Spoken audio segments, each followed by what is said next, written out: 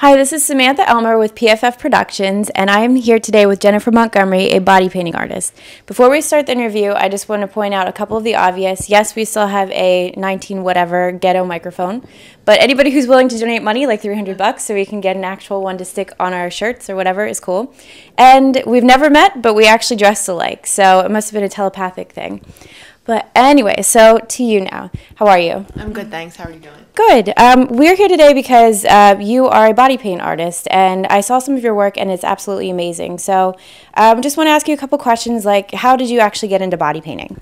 I started face painting 10 years ago, and I was looking for a way to expand my creativity, bigger canvases, but live canvases. So I reached out to some local photographers and started body painting, and that was about 4 years ago, and it just kind of grew from there. Do you have any prior art experience? Was it something that you wanted to pursue as a career as you got older? It wasn't something I thought of. I just kind of fell into it. I just did it. So it wasn't something that I said, okay, when I grow up, I'm going to be an artist, or I grow up, I'm going to be a face painter. I just knew I didn't want to be in a stuffy 9-to-5 job. I don't like people telling me what to do. And I have a lot of, I guess, independence, and I'm really good with directing myself and keeping myself motivated. So the art thing as a business has worked for me for the past 10 years. Okay. Earlier when we were talking, you had mentioned that you would like to spend half the year in Key West and half the year here. Is it one of those snowbird situations where it's just because you just don't like the weather, or is there actually a good market down there for it? There's a good market down there for it, and it's also a snowbird situation. And I just love the energy in Key West. It's just a lot of acceptance. There's very little, or if not any, judgment. And it's just a relaxed atmosphere. And I feel like my creativity just really blossoms down there. I just returned from body painting for Fantasy Fest, and it was just like a tremendous experience. And it was my second visit to Key West, and I know I'm actually going back in January too. So my intention is to spend as much time as possible there and just network and just do it. So.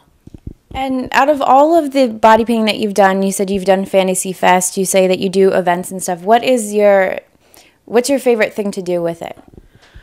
I just like to let out the colors. Like, I think in color sometimes, like everything seems so bold and just like vivid, and I love fashion, and I just love to make people feel and look beautiful. So that's my motive. It's a good experience for me. It's a good experience for the person I'm painting, and it's just fun, and I love to see people feel so happy in their skin. I think in our society we're definitely bombarded with images that are designed to make us feel bad about ourselves. And I love the look a woman has on her face when she looks in the mirror and she's just happy in her skin, because I think we all should be. And I think that it's just an overpowering feeling, and it's definitely positive. Cool. What would you say the biggest challenge has been for you with the body painting? Getting people to paint, because it's not like painting on canvas. So obviously you have to have a person that's willing to be painted. And of course you're in a vulnerable spot because you're nude or close to nude. So I don't have as many opportunities to paint exactly what I want to all the time. It's not like I can say, okay, I want to paint a body today.